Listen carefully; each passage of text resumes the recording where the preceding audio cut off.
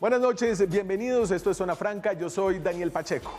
Germán Vargas Lleras nos puso a hablar de la reforma al Código Electoral que se tramita ahora mismo en el Congreso. El ex vicepresidente, por estos días gozando de oráculo, de ideas y de direcciones desde su columna del Tiempo, una señal clara de que el país vive una sequía de ideas nuevas y de liderazgos renovadores, se fue en contra de uno de los proyectos más transformadores que ha propuesto el gobierno y que podrían ser aprobados en esta legislatura, lo que de nuevo habla de la falta de ideas o cambios realmente transformadores actualmente en la política colombiana. Vargas Lleras es un político que conoce muy bien el país, que entiende cómo funciona. Sus opiniones por eso tienen peso. Y en este caso vale la pena mirar con pinzas qué viene en esta reforma de Código Electoral, que según sus críticos, incluyendo Vargas, le otorga poderes excesivos al gobierno y al registrador de turno, además de una gran burocracia. Sin embargo, yo también me tomo las críticas de Vargas con una pizca de sal.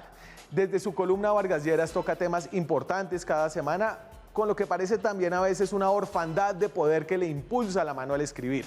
Hay algo que intuyo que no le gusta a Vargas del código, que no tiene nada que ver con el Código Electoral. Se trata de la aplanadora política de la coalición del gobierno Duque, que incluye a miembros del partido Cambio Radical, que él cada vez lidera menos, y su alineación con el registrador nuevo Alexander Vega. Vargas Lleras, un muy efectivo manzanillo en el pasado, critica la manzanilla del presente que él no controla y que generaría esta reforma.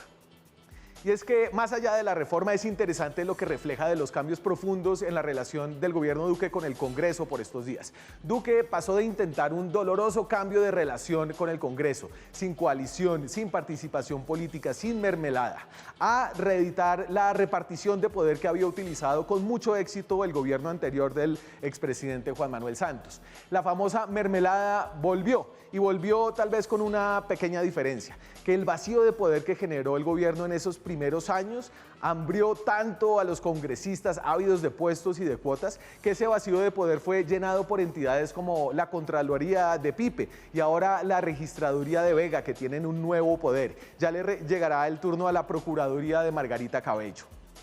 Finalmente, esta reforma es importante y es importante mirarla con detenimiento y detalle.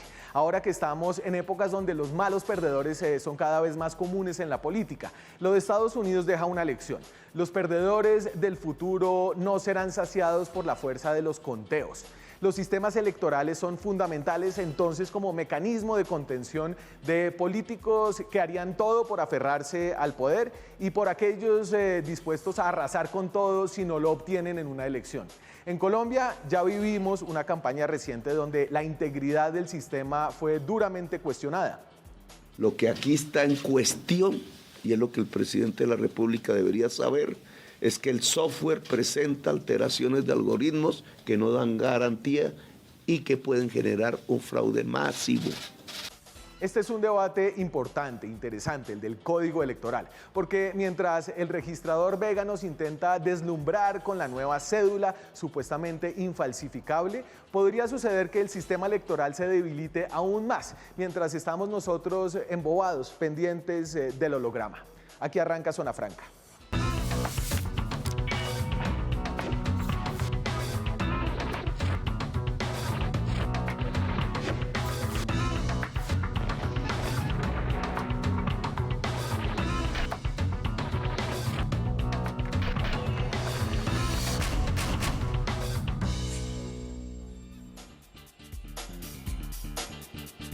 Esta noche estamos en directo aquí en Zona Franca desde Bogotá, son las 9:04 de la noche. Me acompaña en estudio Alejandra Barrios.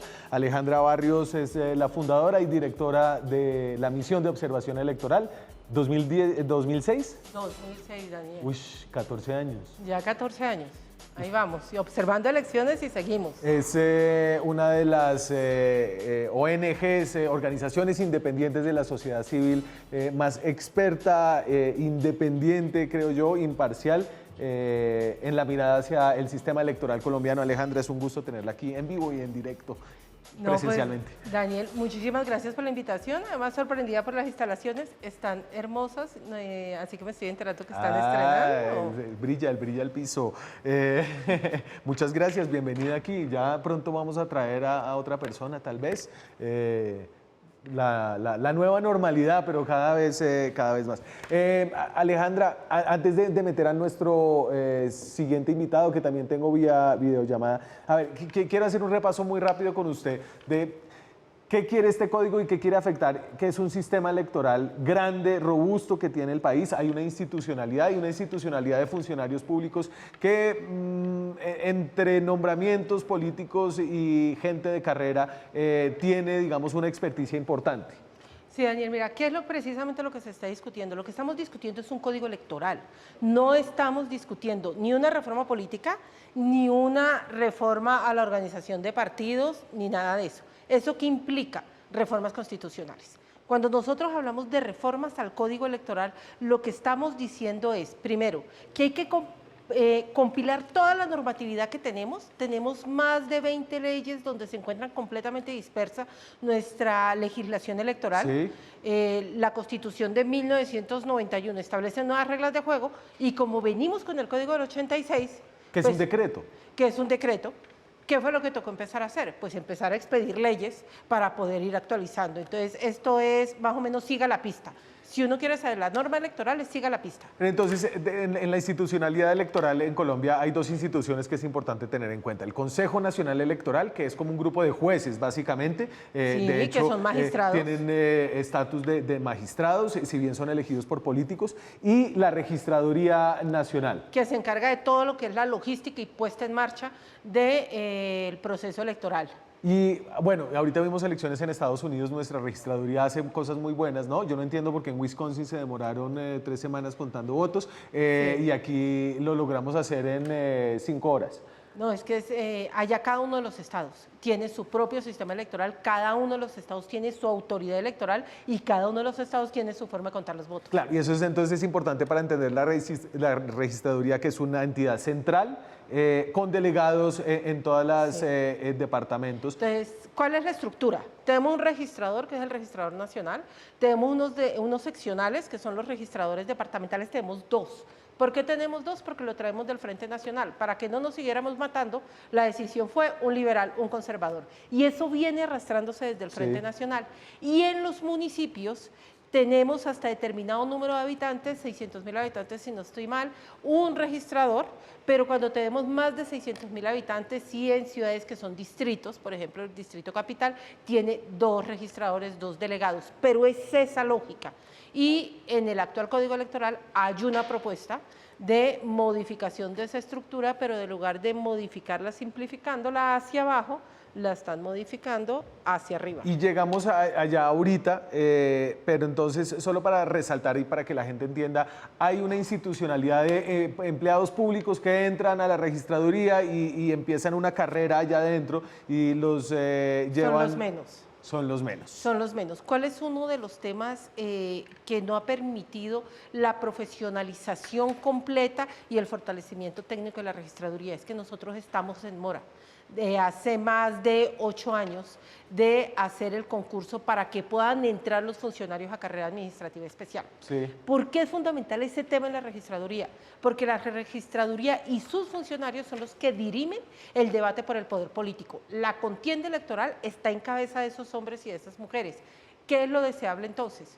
Que si tú tienes que dirimir un proceso electoral no debe ser de libre nombramiento y remoción. Claro. Si tú lo tienes que dirimir, tienes que tener la confianza, la estabilidad y el conocimiento técnico para poder hacer carrera dentro de la registraduría y esa, por ejemplo, es una de las críticas que se le hace a la reforma al Código Electoral y es, se fortalece la registraduría, pero se fortalece a partir de cargos de libre nombramiento y remoción y no se está fortaleciendo a partir del ingreso en la carrera administrativa especial. Y entonces aquí déjeme introducir a nuestro segundo invitado. Hernando Herrera es abogado de la Universidad del Rosario y es el director de la también organización de la sociedad civil, la Corporación Excelencia en la Justicia. También es panelista, opinador en Caracol Radio, lo escucho mucho. Hernando, un gusto tenerlo por acá. Muchas gracias, Daniel, una buena noche, un abrazo especial a toda la audiencia, por supuesto también a la doctora Alejandra Barrios, gran conocedora de todos estos temas como nos lo venía demostrando. Venga, y es interesante que la corporación esté en esta discusión y creo que a uno le recuerda que el sistema electoral tiene mucho que ver con el sistema judicial, ¿cierto? Ahí hay como una línea un poco gris en la que los magistrados, por ejemplo, del Consejo Nacional Electoral son magistrados, si bien no están dentro de la rama, ¿no? Pues Daniel, déjeme decirle que yo siempre he sido crítico de esa institución. Me parece un órgano anómalo, irregular de la institucionalidad colombiana. Además, no entiendo por qué se le llama magistrados a unas personas que cumplen unas funciones enteramente distintas a lo que puede cumplir un magistrado del Consejo de Estado, de la Corte Suprema de Justicia. Por el sueldo de 30 millones, Hernando. Claro, exactamente, eso sí es así, eso es lo único por lo que se les puede ganar, llamar magistrados, que se ganan lo mismo y tienen casi los mismos escoltas, pero en el resto desde luego que no. Imagínense, son personas elegidas por los partidos políticos, como bien se viene reseñando, son personas que se les nota más ese mandato que les imprime precisamente esas colectividades, que a veces precisamente el ejercicio, digámoslo así, imparcial. Mire lo que pasó, por ejemplo, con la personería del nuevo liberalismo. Estas personas impulsadas por partidos políticos que a veces no les interesa el acceso de nuevas fuerzas o una fuerza tan importante como la que encabezó Luis Carlos Galán, hicieron todo lo posible para impedir precisamente revivir el nuevo liberalismo. Entonces yo me niego a llamar a estos señores magistrados, llamémoslos amanuenses. Finalmente, además, es el Consejo de Estado el que termina dirimiendo todos los procesos de pérdida de investidura política, es decir, las discusiones más importantes y las decisiones más importantes en el derecho electoral. Pero mira lo que ha venido pasando, Daniel. En la medida en que no está depositada la confianza en el Consejo Nacional Electoral, porque su origen es político, sí, y así lo decidieron los congresistas, es decir, eso no lo decidieron los magistrados, lo decidieron los congresistas. Lo que ha venido pasando es que tenemos cada vez más entonces una registraduría con más fuerza, un Consejo de Estado que tiene que tomar las decisiones al final del proceso electoral, y al final te estoy diciendo, a veces se demora 3, 4 años, ¿no? Sí. Los últimos 3 procesos electorales a Congreso se demoraron 4 años, y al año cuarto nos dijeron, venga, el Congreso se va a cambiar porque los que están ahí no son los que deberían estar. Y no hemos logrado hacer una reforma que permita generar un sistema de balances y contrapesos con la registraduría. Y parte de lo que está pasando con este propuesta de Código Electoral es que le estamos dando más superpoderes a la registraduría, es decir, la superpoderosa va a ser la Registraduría Nacional del Estado Civil. Hernando, ha habido, hágale. Sí, siga, Hernando. No, es que puesto así, imaginémonos un cuerpo en el cual uno de los brazos va adquiriendo una musculatura especial, y obviamente esa musculatura es a pesar del otro brazo, pues existe una descompensación corporal. Aquí el ejemplo sería una descompensación institucional. A más poder que se le está dando a la registraduría, por lo menos en este proyecto, menos poder tiene el Consejo Nacional Electoral, pero además no tiene precisamente un sistema de freno que es necesario en todo tipo de democracia. En las democracias no pueden existir poderes exacerbados, feudos, dictaduras, porque genera precisamente atrofias musculares, aquí atrofias institucionales. Y por eso, en buena medida, como se viene comentando, la sección quinta del Consejo de Estado, pues a veces viene a reponer esa tarea mal hecha, ¿no?, que hace el Consejo Nacional Electoral, o innecesaria que hace el Consejo Nacional Electoral. Pero desde luego yo comparto ese criterio. Esta reforma beneficia a ultranza a la registraduría. ¿Eso es conveniente? Desde luego que no, si no tiene un contrapeso. Venga, y ya que todo apunta hacia el registrador, hablemos un poquito del actual registrador, de Alexander Vega, que creo que tiene una historia muy interesante, ¿cierto? Es guaviarense, nació en el Guaviare, llegó aquí a la sabana de Bogotá, a Chía, y creo que es una persona que viene de unos padres de clase media. Él estudió Derecho en la Libre y a punta de carisma político logró ser elegido personero de Chía. De ahí ha saltado y saltado, aliado al partido de la U, aunque trabajó con Clara López. Fue miembro del Consejo Nacional Electoral. Se logró hacer elegir en el Consejo Nacional Electoral, a pesar de que su partido no lo quiso nominar, le obligó al partido a nominar. denominarlo, de la mano de los ñoños llegó al Consejo, luego él fue el magistrado de La Paz de Santos en el Consejo Nacional Electoral, cuando tuvieron que meter mucho la mano en los temas del plebiscito, de la regulación de la campaña, luego fue el mejor en este concurso de méritos, que hay que decirlo, abrieron los presidentes de las altas cortes colombianas, o sea, en el examen de conocimiento creo que fue el segundo mejor, en el de la hoja de vida no tanto porque es muy joven, y en el de la entrevista fue también el segundo mejor, es decir, creo que a usted no me dice ahí con su cabeza que ese examen de méritos es un poco amañado, Hernando, pero a este registrador hay que reconocerle una habilidad política enorme, ¿no? Sí, total, pero esa es una condición para ser buen congresista, pero no para ser buen registrador. Es que pasamos de un registrador serio, gran conocedor del sistema electoral, como era el doctor Juan Carlos Galindo, por ejemplo, a esto. Y mire usted que reseñaba todas las cosas que a uno le gustan del buen colombiano, de provincia, clase media, llega a superarse, pues obviamente a la sabana de Bogotá. Todas esas son condiciones admirables, pero lo que hace de su llegada a la registraduría fue absolutamente nefasto, yo lo digo en términos muy contundentes, y eso me hace también ratificar mi malquerencia frente a las facultades electorales de las altas cortes. Porque miren ustedes aquí lo que pasó, Daniel y Alejandra. El presidente del Consejo de Estado debió ser quien era el vicepresidente, que era el doctor Ramiro Pasos de la sección tercera, un magistrado muy serio, por cierto. Y se le dio un golpe de Estado porque eran los presidentes de las altas cortes, sobre todo la del Consejo de Estado, que muy auspiciosa aspiraba a llegar ahí para precisamente darle la oportunidad a su ahijado. Y entonces llega una magistrada distinta, se le otorga ese golpe de Estado al doctor Ramiro Pasos simplemente para llegar a este resultado que hoy en día tenemos. Esa es la realidad y no se puede ocultar. Y aquí volvemos a esta lógica transaccional que explícitamente tiene la política colombiana y sus distintas ramas, pero que a veces no funciona bien. Juanse, regálame la claqueta del poder del registrador. Y aquí les voy a poner solamente un pedazo de uno de los artículos de este código, de esta propuesta de reforma de código electoral. Es una ley estatutaria, es decir, tiene... Control constitucional. Control constitucional. Entonces, en el artículo 23 dice, el registrador actualmente pasa de nombrar directamente a unos pocos funcionarios cercanos a nombrar los cargos directivos de nivel central, los registradores distritales de Bogotá, departamentales, delegados seccionales del registro civil, registradores especiales municipales y auxiliares del Estado civil, y adquiere la facultad de crear, fusionar y suprimir cargos correspondientes de la Registraduría Nacional del Estado Civil. Entonces, Alejandra, esto es lo mismo que hemos visto en la Procuraduría, lo mismo que hemos visto en otras entidades de control. En la Contraloría. En la Contraloría. Si uno quisiera ver un símil de cómo vas fortaleciendo, entregándole superpoderes a una institución, creo que el mejor ejemplo es el de la Contraloría. Surtió más o menos el mismo proceso, en el mismo Congreso de la República se le dan estos superpoderes, pero yo quiero señalar que la gravedad de estos superpoderes en el ente que organiza la logística electoral radica en que puede haber una pérdida de la confianza. El registrador o registradora nacional del Estado Civil debe tener la confianza y debe considerarse un árbitro completamente neutral para todas las organizaciones políticas. Sí.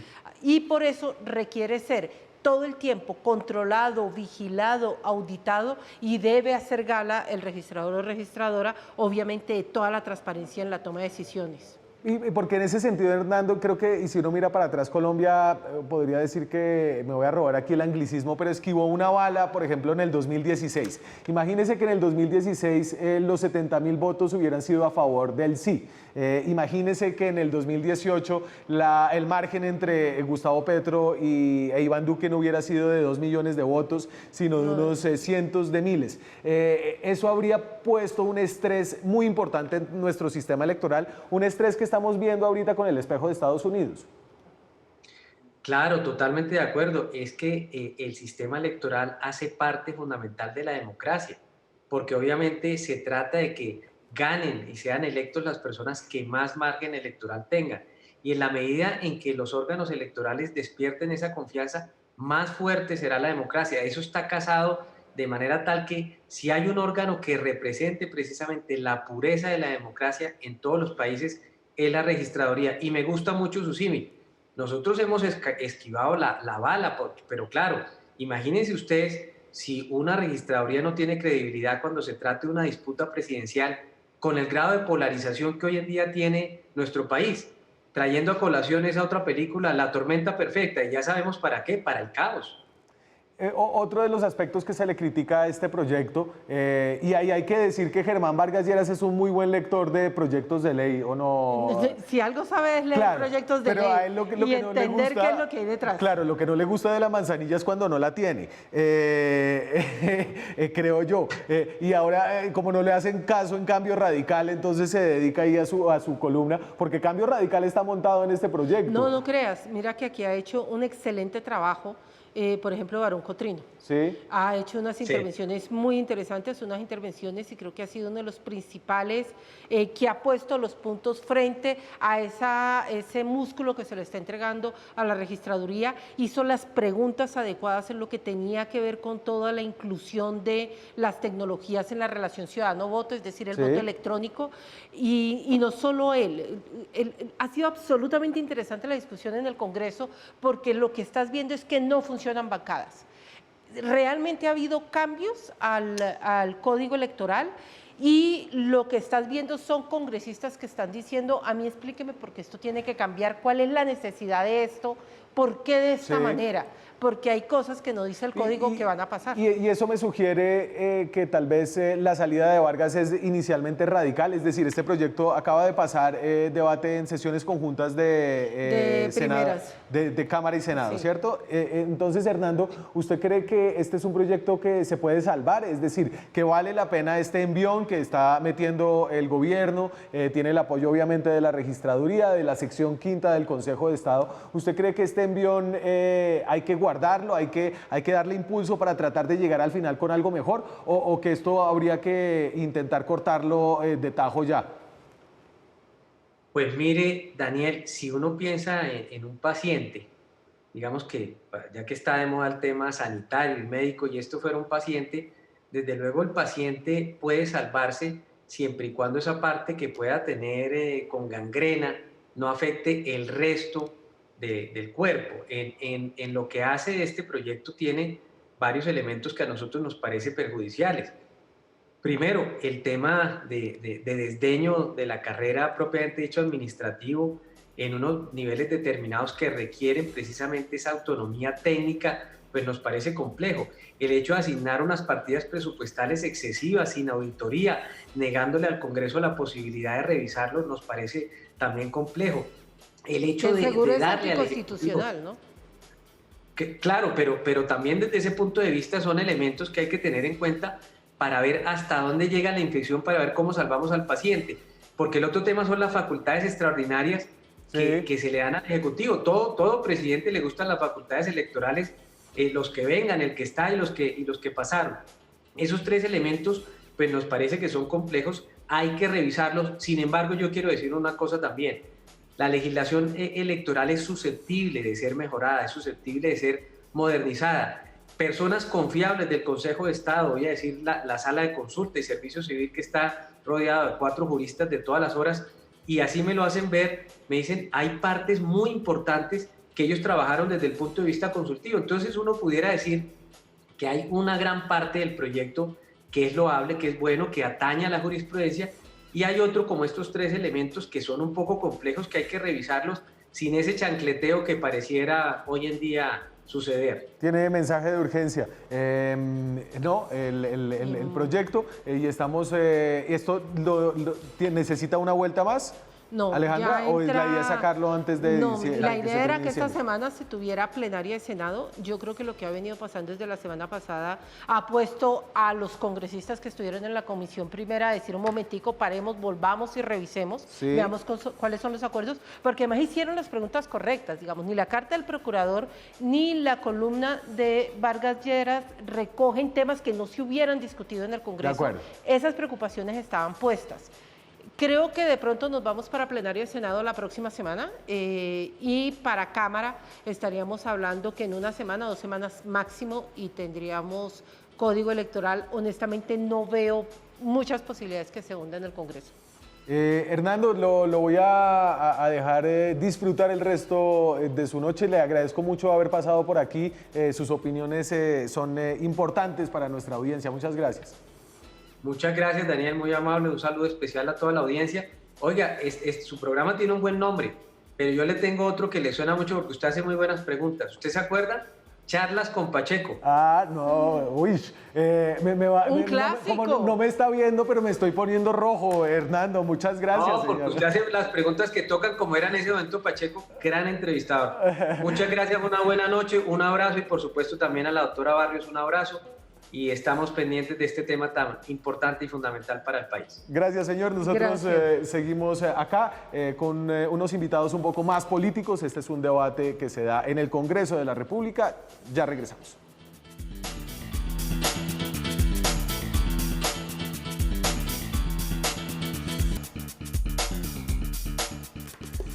Seguimos en Zona Franca, son las 9:28 de la noche. Tengo aquí en estudio a Alejandra Barrios, que es la directora de la Misión de Observación Electoral, la MOE, y saludo vía videollamada a nuestros siguientes dos invitados. Eduardo Rodríguez es representante a la Cámara por Bogotá, el representante de la Cámara más votado de la ciudad del Centro Democrático, y también está en la Comisión Primera, donde se viene discutiendo esta reforma al Código Electoral. ¿Cómo está, representante? Daniel, un saludo afectuoso, aquí trabajando, escuchando a los miembros del Consejo de Disciplina Judicial. Ay, ¿está multitasking? Sí, pero trabajando de pies a cabeza todos los días. Muy feliz de poder estar acá en el programa. Muchas gracias, señor. Va a estar aquí acompañado de Álvaro Moisés Ninco, que es militante de la Colombia Humana, trabaja ahorita con Gustavo Petro. ¿Qué hubo, Álvaro Moisés? ¿Usted está en la UTL de Petro? ¿Cómo están? Estuvimos en la UTL con Gustavo Bolívar, que de hecho estuvimos en un programa con su merced hace poco. Sí, y señor. Pues eso es básicamente también trabajar con Petro, porque se trabaja en llave. Sí, señor. Y bueno, después asumimos el tema electoral de Colombia Humana Unión Patriótica y estamos en estas, investigando y haciendo control al registrador Alexander Vega. Y hablamos en plural. También, y creo que su voz era importante acá, Álvaro Moisés, porque usted estuvo en el Comité Nacional Antifraude de la campaña de Petro del 2018 y fue el encargado de la vigilancia electoral del partido en esa elección, donde hubo algunos reclamos, algunas, digamos, expresiones de desconfianza hacia el sistema electoral, que creo que es importante volver a traer en esta discusión. Alejandra, ¿se acuerda que en el 2018 a Petro le preocupaban varias cosas? El tema de los formularios E95. E14. E14 es la vaina. La transmisión de datos, digamos, quizás una de las Y el mayores software. preocupaciones era la transmisión de datos y el software. Aquí sí es importante reconocer que había un reclamo que se había hecho a lo largo de la precampaña electoral, que inclusive se tocó en Presidencia de la República, y es el tema de las garantías que tienen todas las organizaciones políticas para hacer auditoría, no solamente al proceso electoral, sino también al software con el que se hace la transmisión de los datos, para garantizar que los datos que está transmitiendo son realmente el reflejo de la voluntad ciudadana. Nosotros hasta hoy, Daniel, lo que podemos asegurar es no existe auditoría por parte de las organizaciones políticas ni por parte de la misión de observación electoral a los sistemas de la registraduría, que es lo que tenemos. Pero entonces, un diálogo sobre el tema tecnológico, claro, nada más. Y a eso le mete mucho este nuevo código, Álvaro Moisés. Y quería empezar por ahí, ya que nos fuimos por este lado. ¿A usted le gusta lo que hay? En realidad lo que hay es bastante preocupante, porque si bien desde la precampaña electoral, como bien nos recuerda, y un saludo también a Alejandra Barrios, también es un reclamo que se hace, o una exigencia, un mandato que surge de una sentencia del Consejo de Estado, ¿no? Cuando falla, digamos, el caso del Mira y reconoce que hubo un fraude electoral, y se plantean una serie de medidas que son no de corte, digamos, puntuales, como lo plantea Alexander Vega y Iván Duque en este proyecto de código, sino estructurales, que tienen que ver con algo muy básico que nosotros también reclamamos en la campaña, y es la transparencia. Empezando, digamos, porque un criterio básico de cualquier proceso electoral democrático debe ser que con resultados, con reglas ciertas que generan resultados inciertos, pareciera que este proyecto lo voltea y plantea todo lo contrario. reglas inciertas a 1 año y medio más o menos de las elecciones, con resultados ciertos en el sentido de que se ve a Alexander Vega y a su maquinaria operando en función de distribuir una serie de prebendas y de puestos en la registraduría. Y por otro lado, este proyecto, en vez de generar transparencia en el sistema electoral, lo que hace es todo lo contrario, generar una cerrazón que impide incluso a congresistas como Eduardo Rodríguez hacer control político adecuadamente, en el sentido en que plantea que la información del proceso electoral es información de seguridad nacional. Eso quiere decir que la registraduría va a poder negarle la respuesta a los derechos de petición a los congresistas como Eduardo y como todos los congresistas que hoy hacen ejercicio, diciendo, digamos, simplemente o aduciendo ese argumento. Pero entonces, y sobre el tema de software, que es un tema que ha preocupado mucho en el pasado, Juanse, dame lo que resumimos acá nosotros del articulado sobre qué hay en el tema del software, y creo que al menos sí se escuchan muchos de los llamados para tener un software propio en la registraduría. Eso lo incluye el proyecto. También incluye la posibilidad, entonces habrá un software de escrutinios que será propiedad de la registraduría. Porque es orden del Consejo de Estado, además. Es orden de la sentencia de Mira. Lo que dice el Consejo de Estado es, eso es tan importante, la transmisión de datos, que eso no puede ser alquilado por la registraduría ni contratado, tiene que ser de la registraduría. Y entonces aquí también meten al Consejo Nacional Electoral, que es quien administrará ese software. Antes lo contrataba la registraduría un particular. Cualquier cambio en el software de escrutinio debe ser aprobado por cada uno de los magistrados del Consejo Nacional Electoral. Habla un poco de esa naturaleza rara entre abogados, expertos en software y expertos en votos y políticos que tiene el Consejo Nacional Electoral, y se crea el Comité de Seguimiento y Vigilancia Electrónica al proceso electoral sobre el software, y se accede, le dan acceso a los observadores, auditores independientes a este software. Daniel, un segundo, si me permites, por ejemplo, quiero dar un buen ejemplo, aprovechando que está el representante Eduardo, de un buen trabajo y una buena decisión del Congreso. El primer bullet que tú tienes, donde dice que va a ser propiedad de la registraduría y administrado por el Consejo Nacional Electoral, fue una ganancia, un avance que se hizo en el Congreso, porque lo que decía la propuesta de código originalmente era que era de propiedad de la registraduría y lo administraba la registraduría. Volvemos al tema de cuáles son los controles y los contrapesos. El Congreso dijo, que uno administre y que el otro sea el dueño. Eduardo. Señor. Y entonces ahí le estaban echando flores.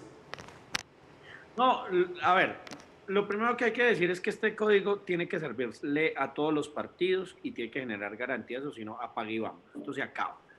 Segundo, es un trabajo que se ha construido por la sociedad civil. También yo tengo que destacar el trabajo arduo que además Alejandra y yo hemos tenido en esta lucha de combatir las organizaciones y empresas electorales que lo único que hacen es generar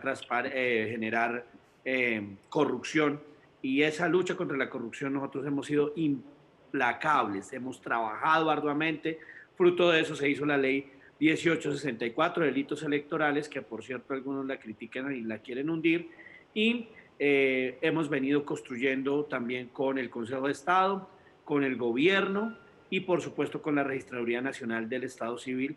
Pero no obstante, si esto no genera garantías a todos los partidos, no va a salir ningún código electoral, porque lo que queremos es transparencia, reglas claras, que pasemos a otra faceta. Y yo quiero destacar en esto facetas como que el Congreso ha venido reflexionando y ha venido enriqueciendo el proyecto de ley, y para eso es el Congreso de la República. Pero lo que tengo también que decirle a la opinión pública es que aquí hay que romper el chip. Y aquí hay que decir que necesitamos, uno, modernizar el sistema electoral. Hoy lo que está solamente le sirve a los corruptos, le sirve a las empresas electorales, le sirve a aquellos que pagan para llegar y luego llegan es a robar. Y por eso nosotros creemos que sí debe haber un gran esfuerzo por parte de los partidos para que logremos conciliar y sacar un gran proyecto de ley. Y ahorita aquí Alejandra ya le va a preguntar por la ley de garantías, pero antes de eso yo voy a hacer una breve pausa. Tenemos todavía tiempo para charlar esta noche. Estamos discutiendo la reforma al Código Electoral que se debate en el Congreso de la República. Ya volvemos. Calculadora. Seguimos en Zona Franca, son las 9:39 de la noche. Estamos hablando de la reforma al Código Electoral, un tema sensible, un tema que necesita no solamente los votos para salir del Congreso, sino, como decía aquí Alejandra y como venía diciendo el representante Rodríguez, legitimidad, que haya un consenso amplio en el Congreso. Creo que en eso mismo está el presidente Duque, que estuvo aquí en Red Más ayer, siendo entrevistado por Giovanni Salis, el director de Red Más Noticias, y habló sobre el tema de la reforma del código, habló sobre las críticas que ha habido a este código que está presentando el gobierno y la registraduría, pero se mostró muy conciliador para llegar a unos acuerdos. Ahí va. Pero partamos de la base de que Colombia sí necesita un nuevo código electoral. Que a algunos les preocupa la expansión administrativa y burocrática. Muy bien, pónganlo sobre la mesa, racionalicen. ¿Que les preocupa que haya más discrecionalidad en la ejecución presupuestal por parte de la registraduría? Entonces déjenlo como está, o si no, propongan una enmienda. Pero tratar de llegar a la discusión de los temas para que por esa vía no se haga una reforma que el país necesita, a mí me parece absurdo. Y entonces ahí está, obviamente hay afán, lo necesitan para antes de que se acabe el año, pero hay ganas de negociar. Y Álvaro Moisés, entiendo que la oposición aprobó, muchos de estos artículos salieron con el aval de la oposición, ¿cierto? Así es. Así es, de hecho se participa en la Cámara de Representantes, se presentó una ponencia, pues se sumó a la ponencia positiva al proyecto en función, digamos, de buscar la posibilidad de dialogar sobre las reglas del proceso electoral a un año y medio de las elecciones. Dado que se abre la conversación, pues es evidente que tenemos de algún modo que estar ahí. Y es decir que ustedes creen que esto vale la pena discutirlo, que ustedes van a tener la posibilidad de proponer cosas y de poder darle forma a este código en el trámite que le resta. Pues en realidad el margen de maniobra de las y los congresistas de la bancada decentes ha sido muy reducido, en el sentido de que las propuestas que se han realizado terminan usualmente en el escenario de la gaveta. Sin embargo, pues si estamos hablando de las reglas de juego de un proceso electoral, que es algo básico para el funcionamiento de cualquier sociedad de manera pacífica y democrática, pues la opción política que fue segunda, digamos, en las elecciones presidenciales, la segunda mayor fuerza política de acuerdo a las elecciones presidenciales, debe estar presente en la discusión. De algún modo, los congresistas y las congresistas, y lo hemos hablado, pues en muchos de esos ejercicios sienten que es un tema simbólico muchas veces, que es un saludo a la bandera, sí. Además porque los intereses del gobierno nacional frente a los intereses de la Colombia humana, por ejemplo, son absolutamente distantes, y este articulado lo demuestra. Sin embargo, marginarse de la discusión sería completamente contraproducente. Y Alejandra, han logrado cosas. Usted, por ejemplo, el tema de la ley de garantías que en algún momento estuvo dentro de este código. La ley de garantías es la ley que establece que el gobierno de turno tiene unas restricciones de gasto antes de las elecciones para no poder favorecer al candidato de su propio partido o a uno afín. Eso la oposición logró sacarlo de ahí. Sí, yo valoro muchísimo la madurez con la que se ha dado el debate en el Congreso de la República, y creo que aquellos que hicieron seguimiento a los debates de la Comisión Primera se dieron cuenta de eso. Es decir, aquí el tema de la ley de garantías, que realmente generó una crisis profunda donde casi se hunde la negociación del Código Electoral, generó nuevamente una negociación, y por ejemplo nos vamos a plenarias de Senado y de Cámara tratando de buscar un acuerdo para que se logre mantener el equilibrio que dé satisfacción tanto a los de oposición, los de centro, como las bancadas de gobierno. Y además no solo eso, nosotros hablábamos de voto remoto en la primera versión del Código Electoral. Diferentes bancadas de diferentes sectores dijeron, oiga, nosotros todavía aquello del voto virtual no creemos que nos dé confianza, no está maduro, ese artículo se cae. Entonces, hay temas interesantes. Entonces, Daniel, creo que una de las cosas que han preocupado, ya hablamos un poco antes del poder que adquiere el registrador, el otro es el de las facultades extraordinarias que tiene el presidente. Les voy aquí a mencionar algunas. Están facultades presidente, porfa, muchachos. Y entonces son varias y son generosas, son por 6 meses. Esto es el artículo 261.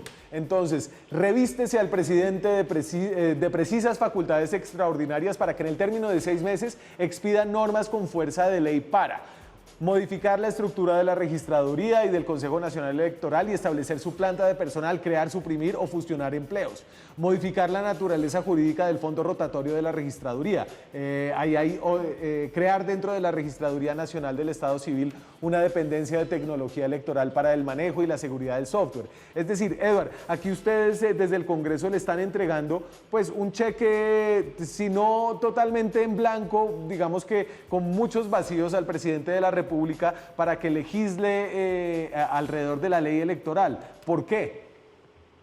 No, hay que explicarle a la opinión pública que eso siempre se hace y se hace por un tema netamente administrativo, y es que bajo un estudio técnico se pueda decir cuál va a ser la planta personal de la Registraduría Nacional del Estado Civil.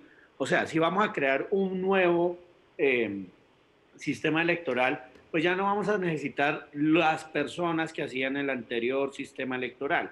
Esto es que esas personas tienen que cumplir funciones nuevas y para eso siempre se le reviste normalmente al presidente de la República. Lo hace cuando lo hace modificaciones a la fiscalía, se cambia la fiscalía, pues se le entregan facultades al presidente. Que la Contraloría se le entregan facultades al presidente, que la Procuraduría se le entregan facultades al presidente. Eso es lo más normal de la vida. Lo que pasa es que quieren satanizar y dicen, ¡ay! No, eso son facultades duras para el presidente de la República, para que haga lo que se le dé la gana. No, ellos mismos, inclusive con pero aquí Alejandro me está diciendo que no tanto, y Álvaro Moisés también. No, porque, mire, claro. Yo me senté con Gustavo Petro a negociar, y lo quiero decir así, negociar, y esto no es chanchullos ni nada de esas cosas, sino a generar un consenso sobre el tema de garantías electorales, por ejemplo. Ahí tenemos que trabajar y tenemos que sacar un tema técnico para ver qué sirve de las garantías electorales del 2004 y cuáles sirven para hoy. Y nosotros tenemos que legislar es para las futuras generaciones, no para las futuras elecciones. Álvaro, métase. Perdón, Tacho, déjeme terminar. 30 segundos. Hágale, cierre. Cierro con esto. Lo que hay que hacer es entender que aquí todos ponemos que tenemos que construir un sistema electoral que le dé garantías absolutamente a todos los partidos, tranquilidad, pero eso sí, un sistema moderno con facultades especiales y que ante todo le sirva a la ciudadanía. Aquí el foco debe ser el ciudadano y no el político. Vale la pena, pues primero decir que nadie merece un aplauso por sentarse a hablar con la oposición de las reglas de juego de un proceso electoral, porque es lo mínimo, una sociedad que se pretende pacífica y democrática. Pero además de eso, vale la pena también anotar que es muy insostenible tener un discurso contra el castrochavismo, contra la concentración de los poderes en el Ejecutivo, contra los dictadores, y concentrar de la manera en que el proyecto lo plantea poderes en el presidente Iván Duque, al punto en que le da, digamos, estas facultades para modificar la estructura del sistema electoral. Es que ya quisiera el Maduro que tiene el uribismo en la cabeza poder tener estas facultades para poder modificar las reglas de juego del código electoral de su país y así amañar las elecciones. Nosotros trabajamos con un precepto, y es que el fraude electoral no es la excepcionalidad, sino que es la institucionalidad. Y claro, cuando se habla de un nuevo sistema electoral, en realidad lo que el proyecto demuestra no es eso, sino una sofisticación de las instituciones intermedias del fraude electoral, porque el fraude electoral, y vale la pena decir que esto lo reconoció el Consejo de Estado, pero además lo reconoció en un testimonio de Aida Merlano, lo vimos nosotros como opción política en las elecciones presidenciales. Se trata de toda una infraestructura que este proyecto no golpea, porque si bien tiene una pata, por así decirlo, en el software de la registraduría, también hay una serie de intermediaciones físicas de personas, de nombramientos, de cargos, de políticos, de poderes fácticos en lo local y en lo departamental que operan. Entonces, esto abre unas puertas para hacer un proceso de vigilancia electoral en materia del software, pero asimismo crea más burocracia. 2.000 funcionarios de cargo de libre momento de remociones. Y por último, para cerrar, ¿cómo es posible que este proyecto plantee una concentración de poder tan terrible en el registrador en función de que pueda remover o nombrar personas registradores y delegados en lo electoral con el argumento de la pérdida de confianza? Yo no sé si ese es un argumento, ya que Eduardo habla de lo técnico, hablemos de lo técnico. ¿Qué tecnicismo hay en que se pueda remover un registrador con base en la confianza que le tenga Alexander Vega o el registrador de turno? Eso no tiene nada de Alejandra técnico. no me deja mentir y mire, y Daniel, quiero decirle esto porque... Pero espérese que Alejandra meta la cuchara aquí. Sí, sobre en las una facultades del amable presidente. ¿Por qué no discrepancia contamos con lo que el pasa en la costa representante? con registradores mañosos que entregan cédulas a venezolanos y que fueron descubiertos hace 2 semanas y que hoy están siendo procesados y que por tutela no se les puede remover? Es un tema muy delicado para el país. Alejandra. Representante, yo quisiera regresarme al tema de las facultades extraordinarias y hay 2 argumentos por los que nosotros consideramos que esas facultades extraordinarias no deben ser entregadas al presidente de la República. Primero, una cosa es reestructurar la Fiscalía, la Procuraduría, otra cosa es reestructurar el ente, que es el que brinda la logística y genera todas las garantías para la disputa del poder político. Sí. La presidencia de la República no es un actor desinteresado. La presidencia de la República es un actor interesado en la contienda electoral. ¿Y la segunda? ¿Eso qué significa? Que debe mantenerse al margen. La segunda razón, reestructuración 6 meses antes de las elecciones a presidencia y Congreso. Esta es la discusión alrededor del Código Electoral. Me queda una pausa, seguimos dándola en un par de minutos, ya regresamos. Seguimos en Zona Franca, son las 9:53, estamos hablando de la reforma al Código Electoral que incluye a la registraduría, una institución cercana al corazón del presidente Iván Duque. La reforma del Código Electoral ha sido un clamor de décadas. Mire, yo le voy a contar una anécdota. Mi padre fue registrador nacional del Estado Civil entre el año 99 y el año 2002. Y yo recuerdo que el anhelo que él tenía era reformar el Código Electoral. Entre otras cosas porque el actual Código Electoral que tenemos es de 1986. Álvaro Moisés, tal vez el lograr una reforma al Código Electoral habría sido un anhelo mejor cumplido con Duque como senador y no como presidente, ¿no? Pues yo creo que en términos generales, con este Código Electoral, Duque deja entrever lo que no dejaría entrever como congresista y es todos los intereses que están detrás del gobierno nacional, porque de un variopinto de intereses se ven a través de este articulado que van en función no de hacer más transparente el sistema electoral y el proceso electoral, sino de hacerlo cada vez más oscuro. Y en esa perspectiva, pues un Duque con un rol muy puntual dentro del ejercicio parlamentario en la bancada del Centro Democrático hubiera podido cuidarse más como en su carrera política, en su carrera electoral, estableciendo unas propuestas desde este marco que como presidente, dado que al tener que juntar una coalición de sectores del establecimiento, pues en estos proyectos tiene que a su vez juntar todos sus intereses fácticos y dejarlos en evidencia. Y en realidad nosotros como Colombia Humana, que asumimos también este tipo de articulados como que vislumbra de algún modo, pues precisamente cuáles son los intereses tanto del registrador Alexander Vega, que hace parte también de la iniciativa de este proyecto, como de Iván Duque en general. Oye, Eduard, estoy seguro que usted alguna vez dijo que Alexander Vega era un santista infiltrado dentro del Consejo Nacional Electoral. Y ahora, ¿cómo es la vida, no? Lo que pasa es que yo no defiendo a Alexander Vega, yo defiendo las instituciones, la institucionalidad hay que defenderla y cuando uno cree y tiene convicciones demócratas, pues se aleja de las posturas extremas donde todo es malo, todo es feo y no hay nada que construir. La invitación es a que todos, ojalá todos los ciudadanos le pongan el ojo a ese proyecto de ley para que salga muy bien, porque igual sigo insistiendo, aquí lo más importante es el ciudadano y no los políticos. Y en ese orden de ideas yo sí creo que hay que legislar para las futuras generaciones y no para las próximas elecciones. Señores, muchas gracias por su tiempo esta noche, muchas gracias por sus opiniones. Vamos a seguir viendo este debate. Ojalá salga algo y salga algo con todo el mundo a bordo. Un proyecto con un amplio consenso es lo que se necesita en el tema electoral. Eduard Rodríguez, Álvaro Moisés, Ninco, muchas gracias, señores. Chao y gracias. Nos quedamos Chao. aquí unos minutos. ¿Por qué? porque hace 63 años votó por primera vez una mujer, muchas mujeres aquí en Colombia. 1.800.000 mujeres votaron por primera vez hace 63 años. En el plebiscito del 1927, el 1 de diciembre de 1957, así que hoy es un día Cuando muy votamos para importante. el Frente Nacional, usted que es de toda séptima papeleta, mire Sí. que todas las elecciones tienen su Mira, momento. Tiene su momento, y mira que es súper... 63 años no es mucho, ¿no? No, 63 años no es mucho. Daniel, cuando se votó por primera vez, mira que yo soy la primera mujer en mi familia, en mi línea de familia, que tiene todo, como ciudadana, todos los derechos civiles activos desde que nací. Cuando nació mi abuela no pudo votar, votó hasta los 30 y pico, 40 años. Mi mamá nació sin tener derecho al voto en Colombia. Yo nací con el derecho al voto, así que hoy es un Y día hoy, para hacer homenaje a todas no las solamente mujeres. esos 63 años, sino hay aún hoy avances en el acceso de distintas minorías a la política. Pues parece que el 1 de diciembre trae buena espalda para la inclusión en la democracia.